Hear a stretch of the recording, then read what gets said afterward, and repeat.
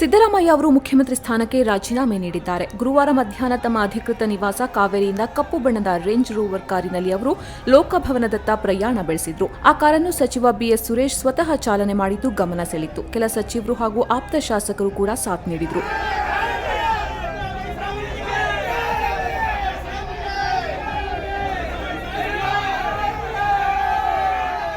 ರಾಜ್ಯಪಾಲರ ಅನುಪಸ್ಥಿತಿಯಲ್ಲಿ ರಾಜ್ಯಪಾಲರ ವಿಶೇಷ ಕಾರ್ಯದರ್ಶಿ ಪ್ರಭುಶಂಕರ್ ಅವರಿಗೆ ಸಿದ್ದರಾಮಯ್ಯ ತಮ್ಮ ರಾಜೀನಾಮೆ ಪತ್ರವನ್ನು ಹಸ್ತಾಂತರಿಸಿದ್ರು. ರಾಜೀನಾಮೆ ಸಲ್ಲಿಸಿದ ಬಳಿಕವೂ ಸಿದ್ದರಾಮಯ್ಯ ಶಾಂತ ಹಾಗೂ ಸಮಾಧಾನಕರವಾಗಿ ಕಾಣಿಸಿಕೊಂಡ್ರು.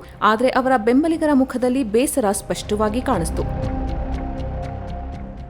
ಸಿದ್ದರಾಮಯ್ಯ ಅವರು ರಾಜೀನಾಮೆ ಸಲ್ಲಿಸುವ ತೀರ್ಮಾನ ಕೈಗೊಂಡ ನಂತರ ಗುರುವಾರ ಬೆಳಿಗ್ಗೆ ಸಂಪುಟದ ಎಲ್ಲಾ ಸಹೋದ್ಯೋಗಿಗಳನ್ನು ಕರೆದು ತಮ್ಮ ನಿವಾಸದಲ್ಲಿ ಸಿಎಂ ಆಗಿ ಕೊನೆಯದಾಗಿ ಬ್ರೇಕ್ಫಾಸ್ಟ್ ಮೀಟಿಂಗ್ ಅನ್ನು ಹಮ್ಮಿಕೊಂಡಿದ್ರು. ಈ ಉಪಹಾರ ಸಭೆಗೆ ಡಿಸಿಎಂ ಡಿಕೆ ಶಿವಕುಮಾರ್ ಸೇರಿದಂತೆ ಬಹುತೇಕ ಎಲ್ಲಾ ಸಚಿವರು ಭಾಗಿಯಾಗಿದ್ರು. ಡಿಸಿಎಂ ಡಿಕೆ ಶಿವಕುಮಾರ್ ಸಿದ್ದರಾಮಯ್ಯ ಅವರ ಕಾಲಿಗೆ ನಮಸ್ಕಾರ ಮಾಡಿ ಆಶೀರ್ವಾದ ಕೂಡ ತೆಗೆದುಕೊಂಡಿದ್ರು. ಇನ್ನು ಸಿದ್ದರಾಮಯ್ಯ ಅವರು ಸಿಎಂ ಸ್ಥಾನಕ್ಕೆ ರಾಜೀನಾಮೆ ನೀಡಿರುವ ವಿಷಯ ಸಾಮಾಜಿಕ ಜಾಲತಾಣಗಳಲ್ಲಿ ಭಾರೀ ಚರ್ಚೆಯಾಗ್ತಾ ಇದ್ದು, ಅನೇಕರು ಸಿದ್ದರಾಮಯ್ಯ ಅವರ ರಾಜಕೀಯ ಪಯಣ, ಜನಪರ ಯೋಜನೆಗಳು ಹಾಗೂ ನಾಯಕತ್ವವನ್ನು ನೆನೆದು ಪೋಸ್ಟ್ಗಳನ್ನು ಹಂಚಿಕೊಳ್ತಿದ್ದಾರೆ. ರಾಜ್ಯ ರಾಜಕೀಯದಲ್ಲಿ ಮುಂದೇನು ಎನ್ನುವ ಕುತೂಹಲ ಮತ್ತಷ್ಟು ಹೆಚ್ಚಾಗಿದೆ.